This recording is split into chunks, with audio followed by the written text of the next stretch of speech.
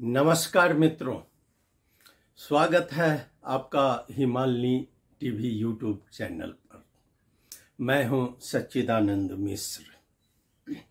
मित्रों, मैं आज बात करूंगा कि कल पूरा विश्व अंतर्राष्ट्रीय योग दिवस मनाने में व्यस्त था। वहीं हमारा एक पड़ोसी मित्र, आप पड़ोसी राष्ट्र हम लोग भारत को कहते थे, लेकिन एक पड़ोसी जो हमारे उत्तर के पड़ोसी चीन, वह व्यस्त था कि किस तरह उसके द्वारा बनाया गया पोखरा विमान स्थल पर उसका विमान उतरे।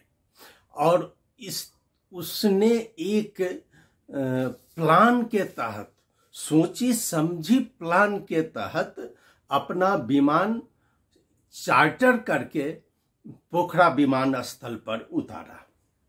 मैं बता दूं कि पोखरा विमान स्थल बनकर तैयार था काफी दिनों से, लेकिन उस पर विमान सेवा और उसके संचालक अंतर्राष्ट्रीय उड़ान करने के लिए इच्छुक नहीं दिखाई दे रहे थे। एक प्रकार से पोखरा विमान स्थल का अंतर्राष्ट्रीय उड़ान और अंतर्राष्ट्रीय क्षेत्र में सफल नहीं हो पा रहा था। तो उसी को दिखाने के लिए एक बहुत सोची समझी रणनीति के तहत नेपाल का एक शिष्टमंडल, हाई लेवल शिष्टमंडल, जिसमें सभामुख और यहाँ के काफी सांसद लोग चाइना भ्रमण में गए। और चाइना भ्रमण के बाद वहाँ से एक विमान को चार्टर करके पोखरा विमान स्थल पर भेजा गया, यह कहने के लिए कि अब यह अंतर्राष्ट्रीय विमान स्थल बन गया है। मैं आपको इस संबंध में कुछ हमारी संपादकीय टीम की है जानकारी, उस हिसाब से मैं बता रहा हूं। अब पोखरा अंतर्राष्ट्रीय विमान स्थल में कल पहली बार अंतर्राष्ट्रीय अवतरण हुआ, और यह किया गया है कि चीन पहुंचे संघीय सांसद की प्रतिनिधि मंडल की टोली चीन के चेंदू तियाम्फू विमान स्थल से सिचुवान एयरलाइंस के जरिए सीधे पोखरा में अवतरण किए हैं। इसमें कुछ तराई के भी सांसद गए हुए थे, और वहां से इन सांसदों की टोली पोखरा विमान स्थल पर उतरे हैं, यह दिखाने के लिए कि अब यह अंतर्राष्ट्रीय मान्यता प्राप्त विमान स्थल है। और उसके बाद ये सांसद काठमांडू आ गए वहां से। अब सिचुवान एयरलाइंस के एयरबस A319 जहाज कल बुधवार के सुबह 9 बजे पोखरा अंतर्राष्ट्रीय विमान स्थल पर अवतरण हुई है।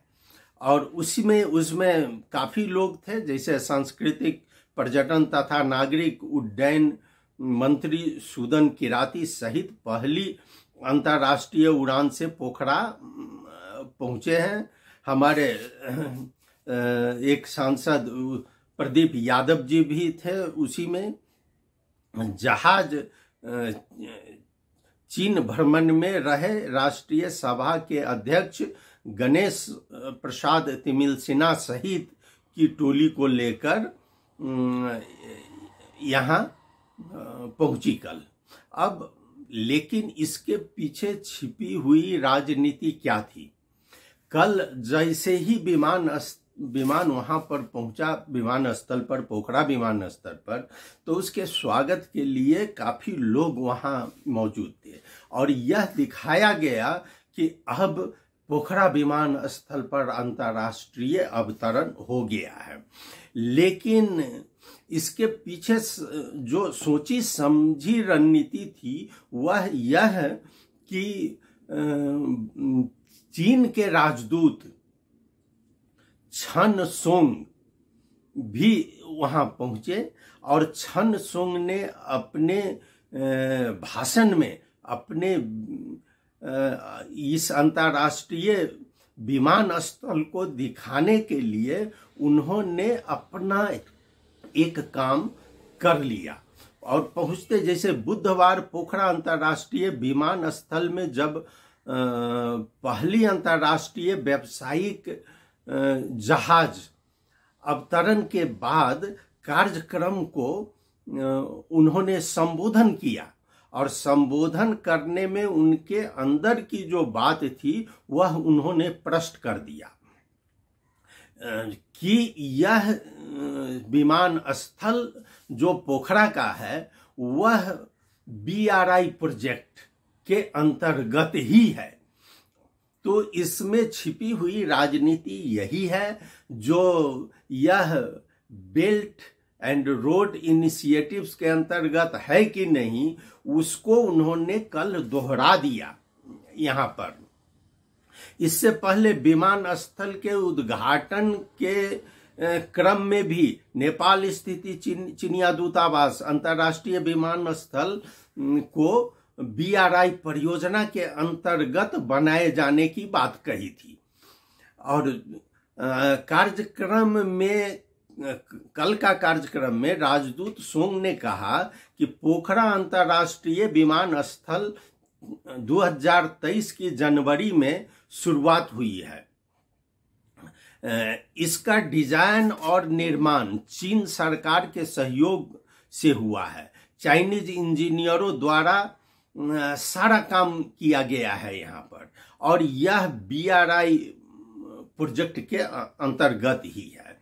अब दोस्तों ये बात सबसे पहले एक रखा गया, छिपा कर रखा गया जो ये बेल्ट एंड रोड इनिशिएटिव के अंतर्गत है या नहीं, लेकिन नेपाल सरकार अभी तक इसको मानने को तैयार नहीं है या सरकार को पता है और सरकार इसको बताना नहीं चाहती है। लेकिन चाइना जब दो बार कह चुका है कि यही बेल्ट एंड रोड इनिशिएटिव के अंतर्गत है तो तब तो मानना ही पड़ेगा ये।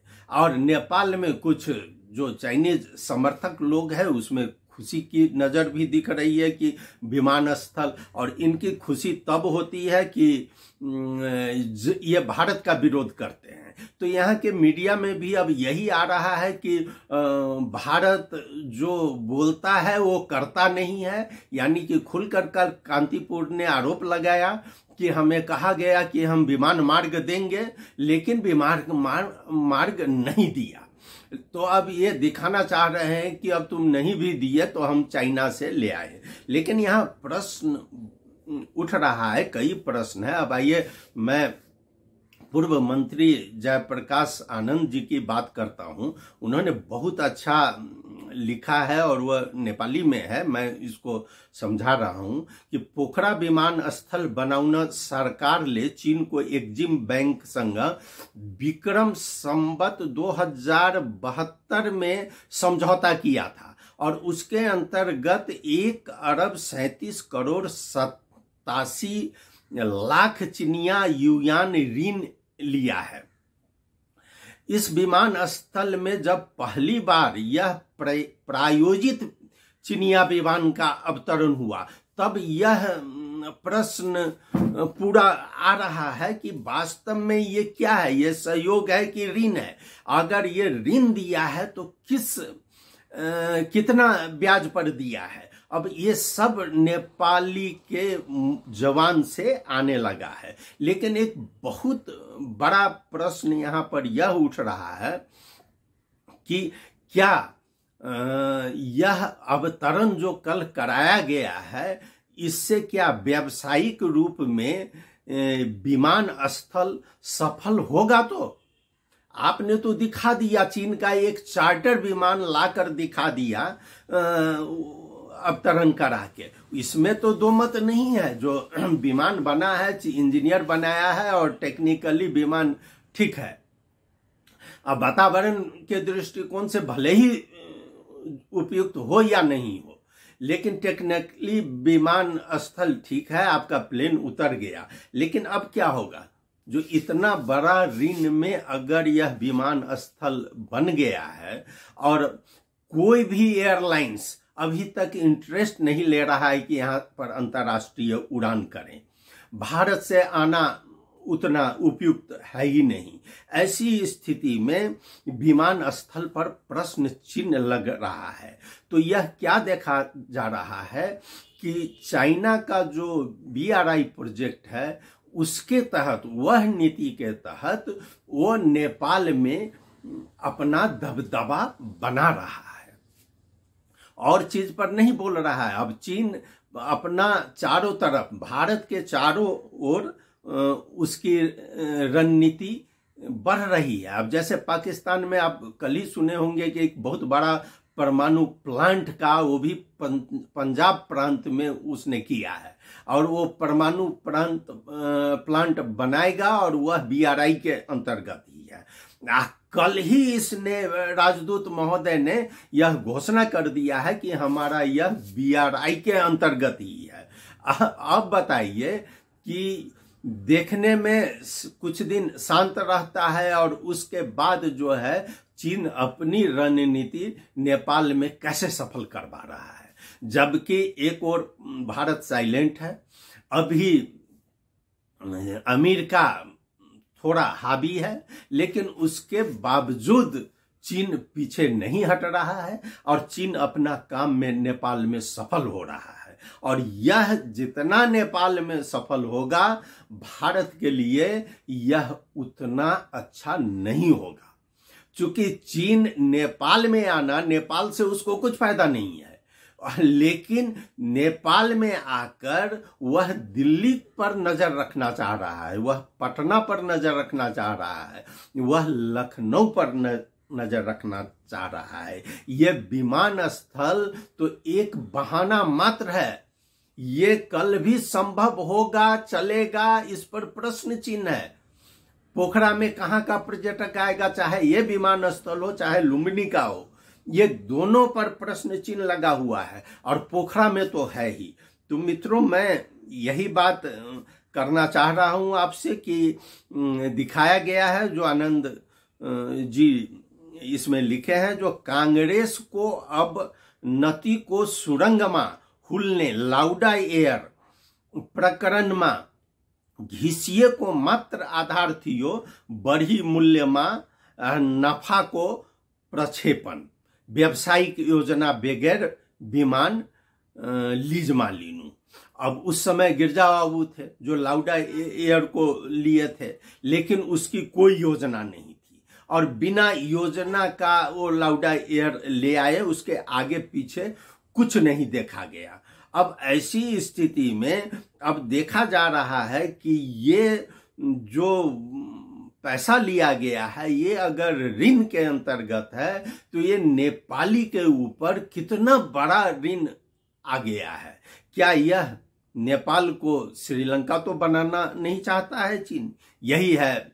अब एक तीर्थ कोराला जी इसी पर लिखे हैं, उनका भी नेपाली में है कि अहिले को पोखरा र भैरहवा को विमानस्थल को हविगत में वही कूड़ा लाग्दैन, पूरा अध्ययन न गरी बिना अध्ययन का विमानस्थल बनाया गया है।